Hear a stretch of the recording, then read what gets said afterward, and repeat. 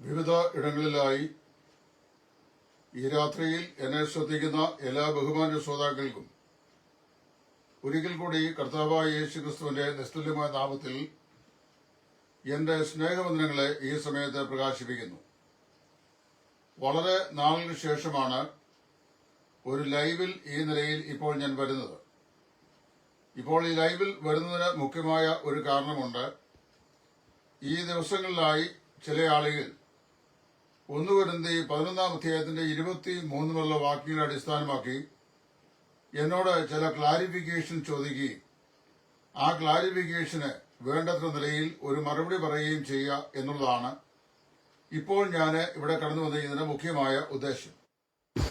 ആ ക്ലാരിഫിക്കേഷൻ മറ്റൊന്നുമല്ല, കർത്താവിന്റെ മേശയുടെ ഓർമ്മയെ സംബന്ധിച്ച് അപ്പോസ്തലനായ പൗലോസ് കൊരിന്തിലെ വിശ്വാസികളെ അനുസ്മരിപ്പിക്കുന്ന ചില ഉപദേശ സത്യങ്ങളും നാം പിന്തുടർന്നു പോരുന്ന ചില മാർഗനിർദ്ദേശങ്ങളും അതാണ് ഇന്നത്തെ ഈ വിചിന്തനത്തിന് ആധാരമായി ഇവിടെ ഓർപ്പിക്കുവാൻ ഞാൻ ആഗ്രഹിക്കുന്നത്.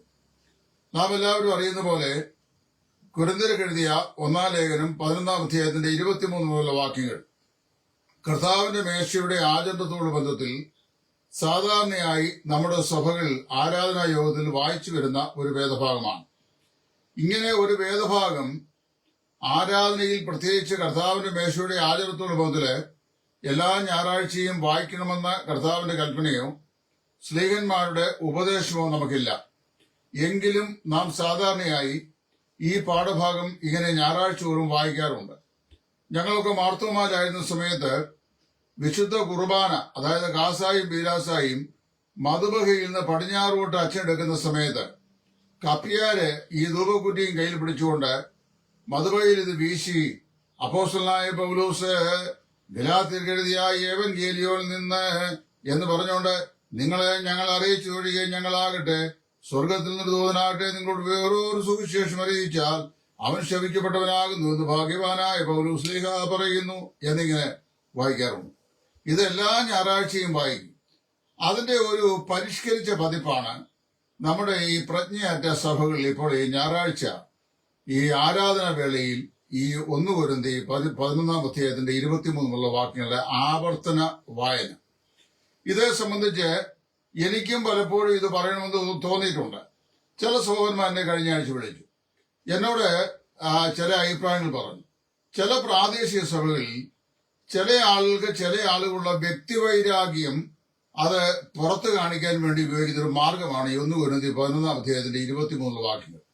ഇതെടുത്തിട്ട് വ്യക്തിപരമായി ചിലരോട് താല്പര്യമില്ലായ്മയോ അനിഷ്ടമോ അല്ലെങ്കിൽ ചില ആളുകളോട് വിരോധഭാവമോ ഒക്കെ ഉണ്ടെങ്കിൽ ചില ആളുകൾ ഇത് വായിച്ചിട്ട് വളരെ കഠിനമായി സ്ട്രെസ് ചെയ്ത് ഈ വാക്യങ്ങൾ വായിക്കും.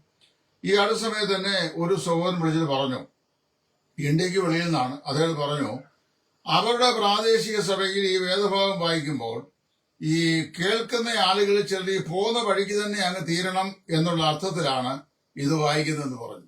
എനിക്ക് വാസ്തവത്തിൽ അല്പം രസമായിട്ട് തോന്നി. തത്വത്തിൽ അത് ശരി തന്നെയാണ്. അതായത് ഇവൻ പോകുന്ന വഴിക്ക് തന്നെ ഇവന്റെ ഇടപാട് തീർന്നു കൊള്ളണം എന്നുള്ള നിലയിൽ വായിക്കുന്ന ചില ആളുകൾ. ഇപ്പൊ ഞാൻ ഇനി അതിനെക്കുറിച്ച് പറയാം. എന്താണ് ഈ 1 കൊരിന്ത്യർ 11-ാം അധ്യായത്തിന്റെ 23 വാക്യങ്ങൾ? ഇതിന്റെ പശ്ചാത്തലം ഞാൻ നിങ്ങളോട് പറയാം.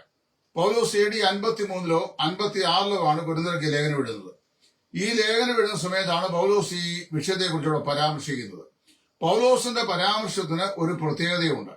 വിശുദ്ധ യോഹന്നാന്റെ സുവിശേഷം 13-ാം അധ്യായത്തിൽ നമ്മുടെ കർത്താവായ യേശുക്രിസ്തു സ്ലീഹന്മാരുമായി അദ്ദേഹം ഈ മാളിക മുറിയിൽ വെച്ച് പെസഹ ആയിരിക്കുകയും ആ പെസഹയുടെ ആചരണത്തെ തുടർന്ന് കർത്താവിന്റെ ശരീരത്തെയും രക്തത്തെയും സംബന്ധിച്ച് അനുസ്മരിപ്പിക്കുന്ന ഒരു അനുഷ്ഠാനം എന്ന നിലയിൽ കർത്താവിന്റെ മേശ സ്ഥാപിക്കുകയും ചെയ്യുമ്പോൾ പൗലോസ് അപ്പോസ്തലൻ ആ സംഘത്തിലില്ല.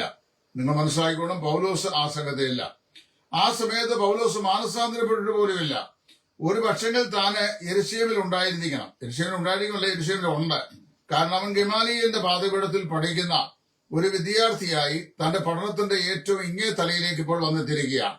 ഈ സമയമാണ് പൗലോസ് അപ്പോസ്തലൻ ആയിരിക്കുന്നത്. ആ സമയത്ത് ക്രിസ്ത്യാനിറ്റിയെ കുറിച്ച് നന്നായിട്ട് താൻ കേട്ടിട്ടുണ്ട്, അറിഞ്ഞിട്ടുണ്ട്. അതിനെ ഒരു ആന്റി സെമിറ്റിക് റിലീജിയനായി, അതായത് യഹൂദ മതത്തിന് നേരെ വിപരീതമായ നിലയിൽ ഉള്ള തത്വസംഗതികളെ പ്രസംഗിക്കുന്ന ഒരു റിലീജിയനായിട്ടാണ് പൗലോസ് ആ റിലീജിയനെ മനസ്സിലാക്കിയിട്ടുള്ളത്. അതുകൊണ്ട് തന്നെ തനിക്ക് ആ റിലീജിയനോട് വെറുപ്പല്ലാതെ പ്രത്യേകിച്ച് അനുകൂലമായ ഒരു സമീപനം ഉണ്ടായിരുന്നില്ല എന്ന് മാത്രമല്ല, പൗലോസ് അപ്പോസ്തലന് ഈ വസ്തുതയുടെ പ്രസ്താവിക്കുന്നത് തൊട്ടു മുമ്പ് അദ്ദേഹം ഗലാത്യർക്ക് എഴുതുമ്പോൾ ഞങ്ങൾ ക്രിസ്തുവിനെ ഒരിക്കൽ ജഡസംബന്ധമായി അറിഞ്ഞുവെങ്കിലും മേലിൽ അങ്ങനെ അറിയുന്നില്ല എന്ന് പറയുന്നതുകൊണ്ട് ചില വേദപഠിതാക്കൾ അഭിപ്രായപ്പെടുന്നത് കർത്താവായ യേശു ക്രിസ്തുവിനെ ജഡപ്രകാരം പൗലൂസ് പരിചയപ്പെട്ടിട്ടുണ്ട്, അല്ലെങ്കിൽ താൻ തന്നെ കണ്ടിട്ടുണ്ട്, അല്ലെങ്കിൽ തന്നെ കുറിച്ച് കേട്ടിട്ടുണ്ട്, അറിഞ്ഞിരിക്കാൻ സാധ്യതയുണ്ട് എന്നാണ്. അത് എന്തും ആയിക്കൊള്ളട്ടെ. ഏതായാലും ഈ കർത്താവിന്റെ മേശ നമ്മൾ വായിക്കുന്ന പോലെ യോഹന്നാന്റെ സുവിശേഷം 13 യേശു ശിഷ്യന്മാരുമായി അത് സ്ഥാപിച്ച് ആചരിക്കുകയും ശിഷ്യന്മാരെ അത് ഫലമേൽപ്പിക്കുകയും ചെയ്യുന്ന സമയത്ത് പൗലോസ് ശ്ലീഹ അവിടെ ഉണ്ടായിരുന്നില്ല. അദ്ദേഹം മാനസാന്തരപ്പെട്ടിരുന്നില്ല, രക്ഷയിലേക്ക് വന്നിരുന്നില്ല, വിശുദ്ധ സഭയുടെ ഭാഗമോ കർത്താവിന്റെ അപ്പോസ്തലനുമായി അദ്ദേഹം പരിണമിച്ചിരുന്നില്ല. കാലങ്ങൾ കൊണ്ട് നീങ്ങി കർത്താവ് ഈ അനുഷ്ഠാനം കൽപ്പിച്ചേൽപ്പിച്ചു. പെന്തക്കോസ്താൾ വന്നു, സഭയുണ്ടായി. പൗലോസ് പ്രവൃത്തികളുടെ പുസ്തകം 9-ാം അധ്യായത്തിലാണ് മാനസാന്തരപ്പെടുന്നത്. 1-ാം അധ്യായത്തിലെ സുവിശേഷം യെരുശലേമിലും യഹൂദിയയിലുമായി വന്നു. അവിടുന്ന് മുമ്പോട്ട് പോയി ദമസ്കോസിലുള്ള ചില ആളുകൾ വിശ്വാസത്തിലേക്ക് വന്നത് പൗലോസിന് അറിവ് കിട്ടി. അതിന്റെ പശ്ചാത്തലത്തിലാണല്ലോ അവരെ പിടിക്കാനായിട്ട് മഹാപുരോഹിതന്മാരുടെ അധികാരപത്രവുമായി അദ്ദേഹം പോകുന്നത്. അങ്ങനെ പോകുന്ന ഈ പൗലോസ് ദമസ്കോസിൽ വെച്ചാണ് ക്രൂശിതനായ യേശു ക്രിസ്തുവിനെ, അല്ലെങ്കിൽ ഉയർത്തെഴുന്നേറ്റ യേശു ക്രിസ്തുവുമായി എതിർപ്പെടുകയും രൂപാന്തരപ്പെടുകയും ചെയ്യുന്നത്. അപ്പോൾ ഈ വിലയേറിയ സ്ഥാപനം, തന്റെ കഷ്ടാനുഭവങ്ങളുടെ ഓർമ്മയുടെ സ്ഥാപനം യേശു ക്രിസ്തു സ്ഥാപിക്കുമ്പോൾ പൗലോസ് തലസ്ഥാനത്തില്ലാതിരിക്കുകയും ആ കാര്യത്തിന് അദ്ദേഹം വ്യക്തിപരമായി നേരിട്ട് അനുഭവമുള്ള, അല്ലെങ്കിൽ അതിന് സാക്ഷ്യം പ്രാപിച്ച ഒരാളല്ലാതെ ആയിത്തീരുകയും ചെയ്തുകൊണ്ട് ഈ വിഷയം സംബന്ധിച്ച് പിന്നീട് ലേഖനം എഴുതുമ്പോൾ ഉപദേശബന്ധമായി പൗലോസിന് ഒരു പ്രത്യേക വെളിപ്പാടായിട്ട് കർത്താവ് ഈ വെളിപ്പാട് നൽകി. അതുകൊണ്ടാണ് 11-ാം അധ്യായത്തിന്റെ 23 വാക്യങ്ങൾ ഞാൻ കർത്താവിൽ നിന്ന് പ്രാപിക്കുകയും നിങ്ങൾക്ക് ഏൽപ്പിച്ചു തരികയും ചെയ്തത് എന്ന് പറഞ്ഞുകൊണ്ട് കർത്താവ് തുടങ്ങുന്നത്. അപ്പൊ ഇതൊരു പ്രത്യേക വെളിപ്പാടാണ് പൗലോസ് ഈ കാര്യം സഭയെ അറിയിക്കുന്നത്. അപ്പൊ നമ്മുടെ സഭകളെല്ലാം മിക്കവാറും ഒക്കെ ഈ ഞായറാഴ്ച ദിവസങ്ങളിൽ ഈ വാക്യഭാഗം വായിക്കാറുണ്ട്. അത് യോഗ്യന്മാരും അയോഗ്യന്മാരും വായിക്കാറുണ്ട്. കഴിഞ്ഞ കാലങ്ങളിൽ വളരെ അയോഗ്യമായി, എന്ന് പറഞ്ഞാൽ ഈ വേദഭാഗം കൈകൊണ്ട് തൊടാൻ പോലും യോഗ്യതയില്ലാത്ത നിലയും സാക്ഷ്യക്കേടായ ജീവിതം നയിച്ചിട്ടുള്ള ആളുകൾ, ചിലരൊക്കെ സഭയുടെ ശുശ്രൂഷ രംഗത്തേക്ക് സ്വമേധയാ വന്ന ശേഷം അവരെഴുന്നേറ്റ് നിന്ന് ഈ വേദഭാഗം തങ്ങളെക്കാൾ മെച്ചമായി ജീവിച്ചു വന്ന പല ആളുകളും ഒരു പക്ഷെങ്കിൽ മാനസാന്തരപ്പെടാൻ അവസരം ഉണ്ടാകട്ടെ എന്നുള്ള ധ്വനിയോടുകൂടെ വായിക്കുന്ന സഭകൾ വിരളമല്ല. ഏതായാലും അവർ വായിക്കും. ചില സഭകൾ ഞാൻ കേട്ടിട്ടുണ്ട് ഇതിന്റെ ആദ്യ ഭാഗം, അതായത് ഞാൻ കർത്താവിൽ നിന്ന് പ്രാപിക്കുകയും നിങ്ങൾക്ക് ഏൽപ്പിച്ചു തരികയും ചെയ്തത് എന്നാൽ കർത്താവായ യേശുവിനെ കാണിച്ചു കൊടുത്ത രാത്രിയിൽ അവർ അപ്പമെടുത്ത് സ്തോത്രം ചെയ്ത് നുറുക്കി തന്റെ ശിഷ്യന്മാർക്ക് കൊടുത്തു. നിങ്ങൾക്കായി തകർക്കപ്പെടുന്ന എന്റെ ശരീരം. അവനും തന്നെ അത്താഴം കഴിഞ്ഞ ശേഷം അവൻ പാനപാത്രം എടുത്തു. ഇത് അനേകർക്ക് വേണ്ടി പാവമരുന്നായി ചൊരിയപ്പെടുന്ന പുതിയ മുതലിന്റെ രക്തം എന്ന് പറഞ്ഞു. ഇത്രയും ഭാഗം വായിച്ചിട്ട് അങ്ങ് നിർത്തുന്ന പല പാർട്ടികളെയും ഞാൻ കണ്ടിട്ടുണ്ട്. കാരണം അറിയാവോ, അതിന്റെ താഴോട്ടുള്ള ഭാഗങ്ങൾ വായിച്ചാൽ തങ്ങളുടെ സ്വന്തം മനസ്സാക്ഷിക്ക് കുത്തലുണ്ടാകും എന്നുള്ള ഭയം കൊണ്ടായിരിക്കാം അതങ്ങ് വിഴുങ്ങിട്ട് ഈ 1-ാം ഭാഗം വായിക്കുന്നു. അപ്പൊ ഇവരുടെ മനോഗതം തന്നെ എന്നോട് ചില സഹോദരന്മാർ പറഞ്ഞത്, അവർക്കൊരു കറക്ഷനോ അവർക്കൊരു ആത്മപരിശോധനയോ അവർക്കൊരു പുനർവിചിന്തനമോ ആവശ്യമില്ല. നേരെ മറിച്ച് ഇതിൽ നിന്ന് പങ്കാളികളായി തരുന്ന മറ്റുള്ള ആളുകൾ ഇവരോടുള്ള വ്യക്തിപരമായ പകയും വൈരാഗ്യം തീർക്കാനാണ് ഇത് വായിക്കുന്നത്, അല്ല കർത്താവിന്റെ മഹത്തിന് വേണ്ടിയല്ല. ഇനി ഞാനൊരു കാര്യം പറയാം. ഈ കർത്താവിന്റെ മേശയുടെ ആചരണ സമയത്ത് ഈ 1 കൊരിന്ത്യർ 11-ാം അധ്യായത്തിന്റെ 23-ാം വാക്യം മാർത്തോമാക്കാരുടെയും യാക്കോബാക്കാരുടെയും പള്ളികളില് ഈ വിശുദ്ധ ഏവൻഗേലിയോൻ സ്ഥിരമായി എല്ലാ ഞായറാഴ്ചയും വായിക്കുന്ന പോലെ വായിക്കണമെന്ന് യാതൊരു നിർബന്ധവും നിബന്ധനയില്ല. കാരണം അല്ലാതെ തന്നെ വേർപാടുകാരുടെ സഭാകൂടികളെല്ലാം കർത്താവിന്റെ കഷ്ടാനുഭവങ്ങളുടെ ഓർമ്മയെ പുതുക്കുന്ന അനുസ്മരണങ്ങളുമായിട്ടാണ് സാധാരണയായി അവര് കഷ്ടാനുഭവ ചിന്തകൾ പറയുന്നത്. എന്നാൽ ഏതെങ്കിലും ഒരാൾ ഇതെടുത്ത് വായിച്ചോണ്ട് പ്രശ്നമൊന്നുമില്ല. ഇപ്പൊ കർത്താവായ യേശു ശിഷ്യന്മാരെ പഠിപ്പിച്ച പ്രാർത്ഥന നമ്മൾ സാധാരണയായി ഏറ്റു പറയാറില്ല, പ്രാർത്ഥിക്കാറില്ല. സ്വർഗസ്ഥനായ ഞങ്ങളുടെ പിതാവേ. അതിന്റെ കാരണം യോഹന്നാൻ തന്റെ ശിഷ്യന്മാരെ പ്രാർത്ഥിക്കാൻ പഠിപ്പിച്ചതുപോലെ ഞങ്ങളെയും പഠിപ്പിക്കണമേ എന്ന് ശിഷ്യന്മാരെ യേശു ക്രിസ്തുവിനോട് അപേക്ഷിച്ചതിന്റെ അടിസ്ഥാനത്തില് ഒരു പ്രാർത്ഥനയുടെ മാതൃക കർത്താവ് കാണിച്ചു കൊടുത്തു. നിങ്ങൾ ഇങ്ങനെ പ്രാർത്ഥിപ്പിക്കുന്നു. എന്നാൽ അതിലെ പല വരികൾ പോലും നമുക്ക് പ്രാർത്ഥിക്കാൻ യോഗ്യതയില്ല. കാരണം ഞങ്ങളുടെ കടക്കാരോട് ഞങ്ങൾ ക്ഷമിച്ചിരിക്കുന്ന പോലെ ഞങ്ങളുടെ കടങ്ങളും പാപവും ഞങ്ങളോട് ക്ഷമിക്കണമേ എന്ന് പ്രാർത്ഥിച്ചാൽ ഈ ജനിച്ച കാലം മുതൽ സഹോദരനോട് പകയും വിദ്വേഷവും വെച്ച് പുലർത്തുകയും ഒരിക്കലും അവനോട് ഹൃദ്യമായി ഏർപ്പെടാതിരിക്കുകയും മരണകരമായ നിലയിലുള്ള വിരോധം വെച്ച് പുലർത്തുകയും കണ്ടാൽ കൈ കൊടുക്കാതിരിക്കുകയും പരസ്പരം സംസാരിക്കാതിരിക്കുകയും സഹോദരനെതിരെ ദൂഷണവിധികൾ ഉച്ചരിക്കുകയും പറയുകയും വൈരാഗ്യബുദ്ധിയോട് ഇടപെടുകയും ചെയ്യുന്ന ആളുകൾ അവിടെ നിന്ന് ഞങ്ങളുടെ കടങ്ങളെ ഞങ്ങൾ മറ്റുള്ളവരോട് ക്ഷമിക്കുന്നവരോട് ക്ഷമിക്കണമേ എന്ന് പ്രാർത്ഥിക്കാൻ കഴിയില്ല. So it was a model prayer which the Lord Jesus Christ taught his disciples how to pray.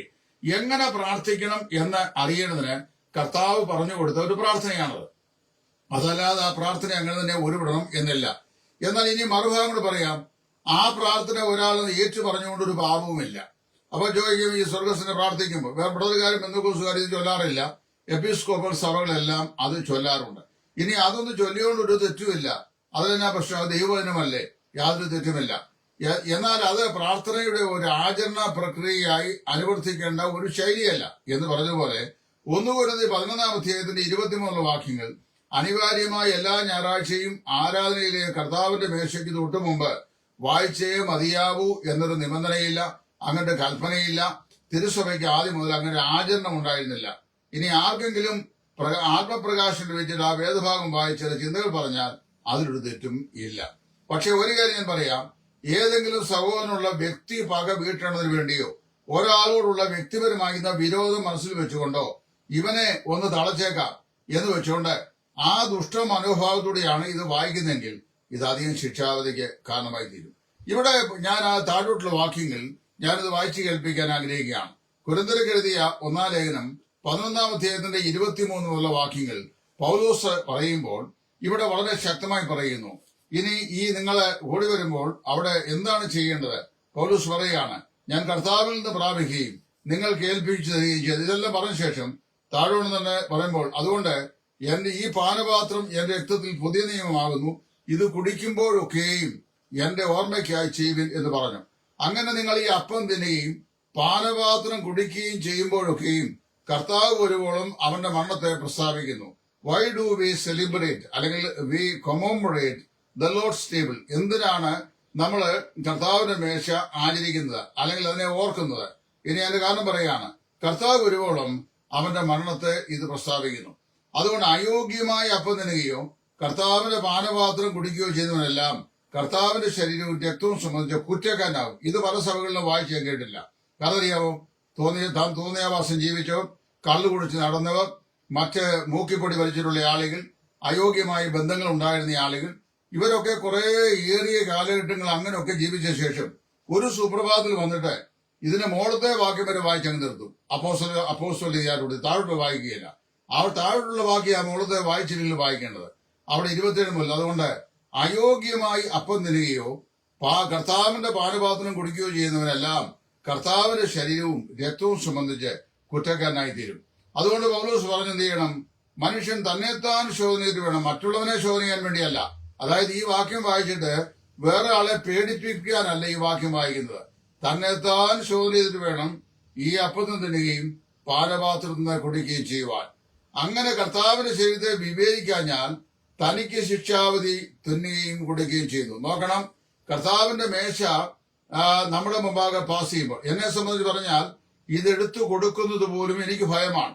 എന്താ കാരണം അറിയാമോ? ഞാനൊരു പക്ഷെങ്കിൽ എന്നെ മനസ്സിനകത്ത് ചിന്തിക്കുന്നത്, ഒരു പക്ഷേ ദൈവം എന്നെ കുറിച്ച് ആഗ്രഹിക്കുന്ന വിശുദ്ധിയുടെയോ അല്ലെങ്കിൽ പൂർണ്ണതയുടെയോ മാനദണ്ഡം എനിക്ക് വേണ്ടത്ര നിലയിൽ പോരായോ എന്നൊരു തോന്നൽ എന്നെ ഭരിക്കുന്നതുകൊണ്ട് കർത്താവിന്റെ മേശ ഏറിയ വർഷങ്ങളിൽ എടുത്ത് കൊടുത്തിരുന്ന ആളാണ്. ഇപ്പോൾ ഞാനത് കൊടുക്കാറില്ല. കാരണം എന്നാ ചോദിച്ചു കഴിഞ്ഞാൽ എനിക്ക് ഭയമുണ്ട്. എന്നാൽ ചില ആളുകൾ ഈ കർത്താവിന്റെ മേശയിലോട്ട് കൈ നീട്ടി അത് മുറിച്ചു കൊടുക്കുകയും എടുത്തു കൊടുക്കുകയും ചെയ്തത് കാണുന്ന താല്പര്യം കാണുമ്പോൾ വാസ്തവത്തിൽ ഉള്ളിൽ വലിയ കിടലവും ഭയവും ഉണ്ടാകാറുണ്ട്. കാരണം അറിയാമോ, പൗലോസ് പറയുകയാണ്, അങ്ങനെ തന്നെത്താൻ ശോധന ചെയ്തിട്ട് വേണം ഈ അപ്പത്തിൽ നിന്ന് തിന്നുകയും ഈ പാനപാത്രത്തിൽ നിന്ന് കുടിക്കുകയും ചെയ്യുവാൻ. അങ്ങനെ ചെയ്യുന്നില്ല എന്ത് ചെയ്യും? നിങ്ങൾ ഓരോരുത്തരും കർത്താവിന്റെ ശരീരവും രക്തവും സംബന്ധിച്ച് കുറ്റക്കാരനായി തീരും എന്ന് പറഞ്ഞു കഴിഞ്ഞാൽ യേശുക്രിസ്തുവിന്റെ നിർമ്മലമായ ശരീരത്തിന്റെയും പരിപാവനമായ രക്തത്തിന്റെയും കുറ്റം ചുമക്കുന്ന കുറ്റക്കാരനായി ആരുമാറും? ഹൃദയശുദ്ധിയില്ലാത്ത, ജീവിത വിശുദ്ധിയില്ലാത്ത, സാക്ഷി ജീവിതമില്ലാത്ത, പിന്നെ ഹൃദയത്തിൽ മറ്റുള്ള തെറ്റുകൾ ഉള്ള ആളുകൾ അത് ചെയ്താൽ.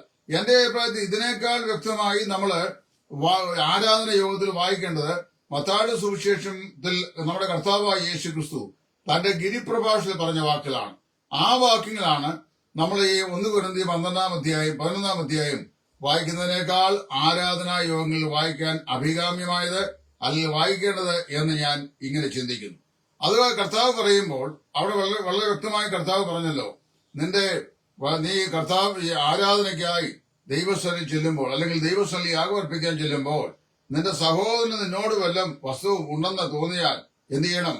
നീ അത് അവിടെ വെച്ചിട്ട് സഹോദരനുമായി പോയി നിരപ്പ് പ്രാപിക്കണം, പിന്നത്തേൽ വന്ന് വേണം എന്ത് ചെയ്യാൻ? അത് അർപ്പിക്കാൻ എന്നാണ് കർത്താവ് പറഞ്ഞത്. ആ വേദഭാഗമാണ് വായിക്കേണ്ടത്.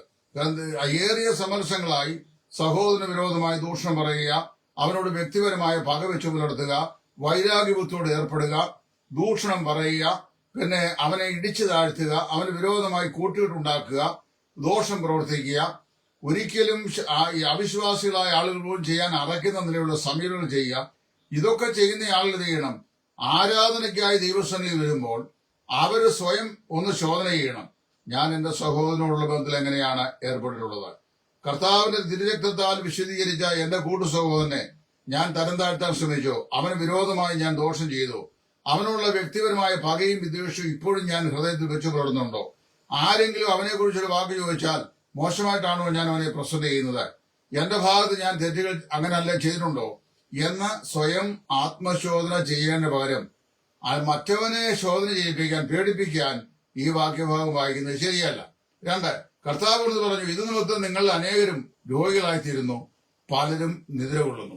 കർത്താവിന്റെ മേശയിൽ പങ്കുകൊള്ളുന്ന എല്ലാ ആളുകളും രോഗികളായിത്തീരുന്നത് തങ്ങളുടെ ജീവിതത്തിലെ മറഞ്ഞിരിക്കുന്ന പാപം കൊണ്ടാണെന്ന് വേദപുസ്തകം പറയുന്നില്ല. എന്നാൽ മറഞ്ഞിരിക്കുന്ന അശുദ്ധിയും പാപവും നീക്കം വരാതെ അതിരിക്കുമ്പോൾ തന്നെ കർത്താവിന്റെ മേശയിൽ ശുശ്രൂഷ ചെയ്യുകയും ആ കർത്താവിന്റെ മേശയിൽ പങ്കാളികളാവുകയും ചെയ്യുന്നത് കൊടിയ കുറ്റമാണെന്നാണ് ദൈവവചനം പറയുന്നത്. അതുകൊണ്ട് 2 ഞായറാഴ്ച ഒരാൾ തിരുവത്താഴത്തിൽ പങ്കു കൊള്ളാതിരുന്നെങ്കിലും കർത്താവിനോട് കോപിക്കുകയില്ല. പക്ഷേ അയോഗ്യമായ ഒരു ജീവിതശൈലിയോടി കർത്താവിന്റെ മേശയിൽ പങ്കാളിയായാൽ അതിന് കൊടിയ ശിക്ഷാവിധി തന്നെ ഉണ്ടാകേണ്ടായി വരും എന്നാണ് തിരുവഴുത്തിൽ അപ്പോസ്തലനായ പൗലോസ് പറയുന്നത്. ഈ കാര്യം വളരെ വ്യക്തമായി നമ്മൾ മനസ്സിലാക്കണം. പിന്നെ നമ്മുടെ ഈ ഒരു പഠിപ്പിക്കലുണ്ട്, ആർക്കും എടുത്തത് കൊടുക്കാം, അതിന് റെസ്ട്രിക്ഷൻ ഒന്നുമില്ലെന്ന്. ഞാൻ അങ്ങനെ വായിച്ചിട്ടില്ല. ഇത് കർത്താവിന്റെ മേശ ആർക്കും എടുത്തു കൊടുക്കാവുന്ന ഒരു ശുശ്രൂഷയായി ഐ ഡോണ്ട് തിങ്ക് സോ. നേരെ മറിച്ച് ജീവിത വിശുദ്ധി ഉള്ളവനും കഴിഞ്ഞ കാല ജീവിതങ്ങളിൽ സാക്ഷ്യ ജീവിതം ഉണ്ടായിട്ടുള്ളവനും പിന്നെ അതുപോലെ തന്നെ ഇന്നും നല്ല മനസ്സാക്ഷി വെച്ചു പുലർത്തുന്നതുമായിട്ടുള്ള ദൈവവചനത്തോടും വചനം നമ്മെ അനുസരിക്കാൻ പ്രബോധിപ്പിക്കുന്ന എല്ലാ ഉപദേശ സത്യങ്ങളും ഉള്ളതുപോലെ അനുസരിക്കാൻ വിധേയപ്പെടുകയും അതിനെതിരായി നിൽക്കാതിരിക്കുകയും ചെയ്യുന്ന സ്വഭാവശുദ്ധിയുള്ള ആളുകളായിരിക്കണം കർത്താവിന്റെ മേശയിൽ ശുശ്രൂഷ ചെയ്യേണ്ടത്. അല്ലാതെ ഒരു സഭയിൽ വരുന്ന ആർക്കും എടുത്തു കൊടുക്കാതെ പറഞ്ഞാൽ ഏത് തോന്നിയാവസ്ഥക്കാരനും അത് എടുത്തു കൊടുക്കാമോ? അങ്ങനെ ഒരു ഉപദേശം ഞാൻ കാണുന്നില്ല. അത് നമുക്ക് കർത്താവിന്റെ മേശയോടുള്ള സീരിയസ്നെസിന്റെ കുറവാണ് ആ നിലയിലുള്ള ചിന്താഗതിയുടെ കാരണം എന്ന് ഞാൻ വിശ്വസിക്കുന്നു. ഇനി മറ്റു പ്രമാദമായ മറ്റൊരു വിഷയമുണ്ട്. ഇന്നൊരാൾ എനിക്കൊരു വീഡിയോ ക്ലിപ്പ് അയച്ചു തന്നിരുന്നു. അത് കേൾക്കാൻ കഴിഞ്ഞില്ല. ഞാനത് കേൾക്കാൻ ശ്രമിച്ചു കഴിഞ്ഞപ്പോൾ the video was removed from YouTube എന്ന് കണ്ടു. പിന്നീട് അത് റീപോസ്റ്റ് ചെയ്ത് കേട്ടു. പക്ഷേ എനിക്ക് കേൾക്കാൻ സമയം കിട്ടിയില്ല. കാരണം ഐ വാസ് ക്വൈറ്റ് എൻഗേജ്ഡ്. അപ്പോൾ ചില ആൾ പറയുന്നത് കർത്താവിന്റെ മേശയുടെ ആചരണത്തിന് ശേഷം ശേഷിക്കുന്ന അപ്പകഷങ്ങൾ അല്ലെങ്കിൽ വീഞ്ഞിന്റെ ഭാഗം അത് കുട്ടികൾക്ക് കൊടുക്കാമോ? അതുപോലെ തന്നെ അത് എവിടെയെങ്കിലും ത്രോ ഔട്ട് ചെയ്യാമോ? അതോ അത് എന്ത് ചെയ്യണം? പല ആളുകളും കൺഫ്യൂസ് ചെയ്തിട്ടുള്ള ഒരു ചോദ്യാവലിയാണിത്.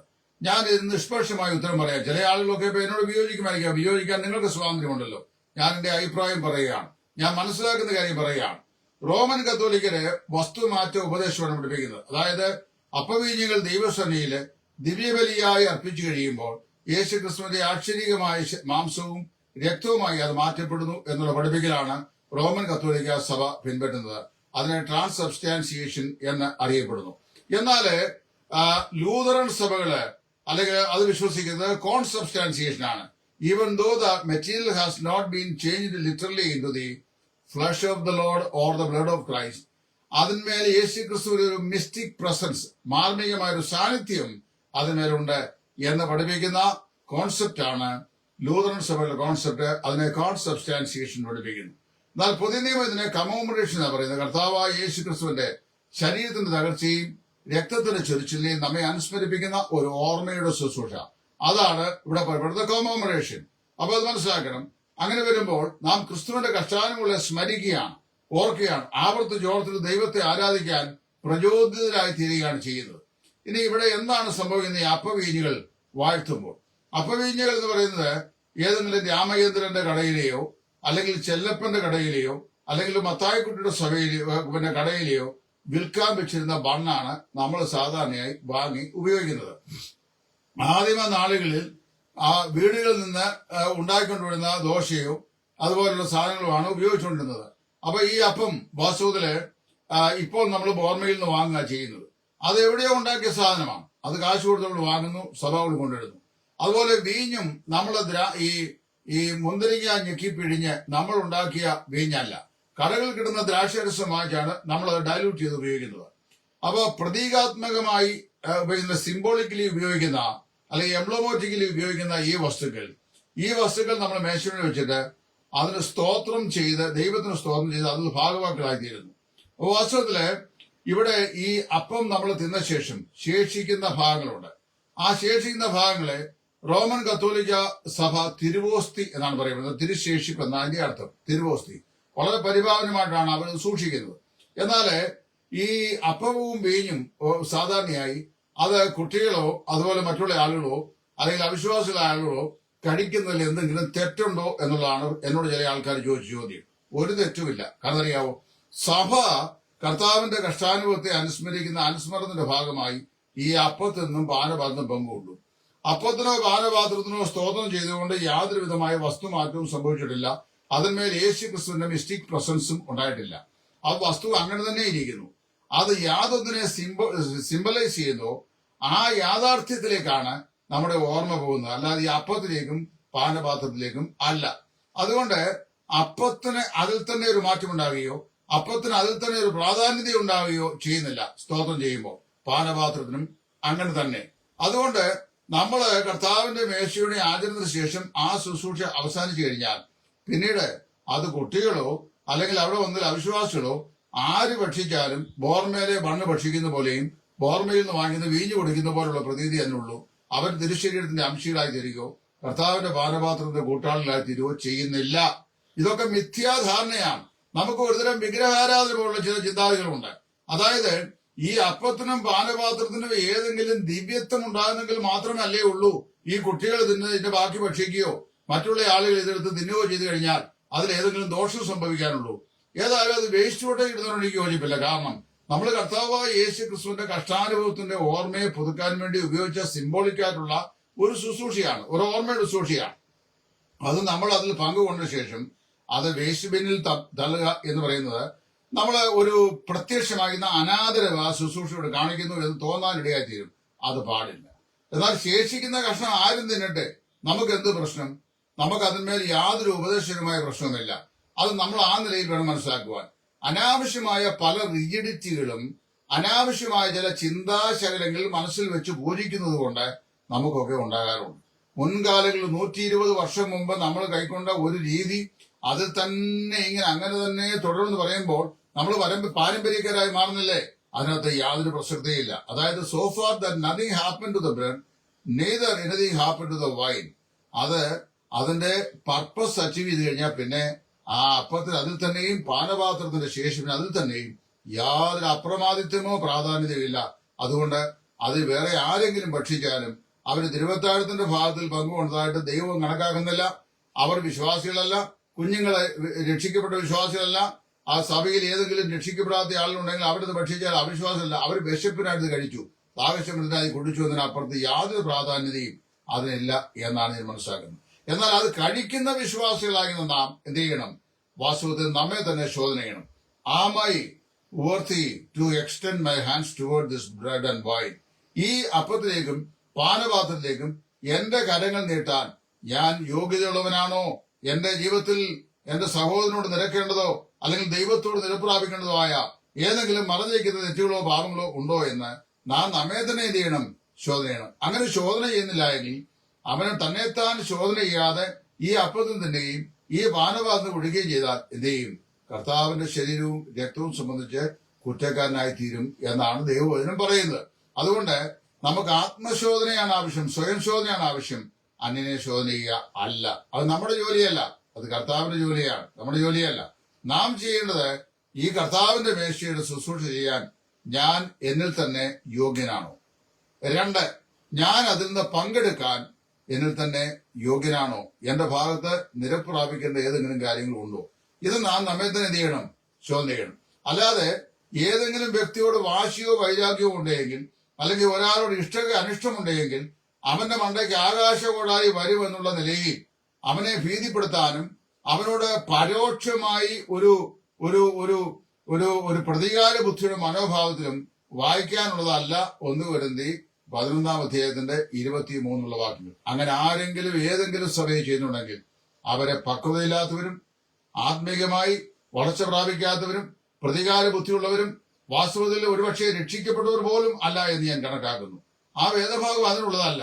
അത് കർത്താവായ യേശു ക്രിസ്തുവിന്റെ കഷ്ടാനുഭവങ്ങളുടെ ഓർമ്മയിലേക്ക് നമ്മുടെ മനസ്സിനെ രൂപാന്തരപ്പെടുത്തുന്ന, അല്ലെങ്കിൽ ക്രൂശിലെ കഷ്ടാനുഭവങ്ങളിലേക്ക് നമ്മെ ആനയിക്കുന്ന ഒരു അനുഷ്ഠാനമാണ്. അതിലെ സൈമൺ സാർ പാടുമ്പോൾ, എന്നോട് കണ്ണുകൾ കാൽവരിയെങ്കിലെ ക്രൂശിന് നേർത്തിരിക്കെ എന്റെ പൊന്നുവലിയായ ദൈവകുഞ്ഞാടിനെ ഓർക്കാതിരിക്കുമോ ഞാൻ. കർത്താവിന്റെ മേശയുടെ സമീപം നാം ഇരിക്കുമ്പോൾ എല്ലാ തികഞ്ഞ ഭക്തിയോടും ആദരവോടും കൂടെ നമുക്കുണ്ടാകേണ്ട ചിന്ത കർത്താവിന്റെ ശരീരത്തെയും രക്തത്തെയും സംബന്ധിച്ചുള്ള നമ്മുടെ ഓർമ്മയാണ്.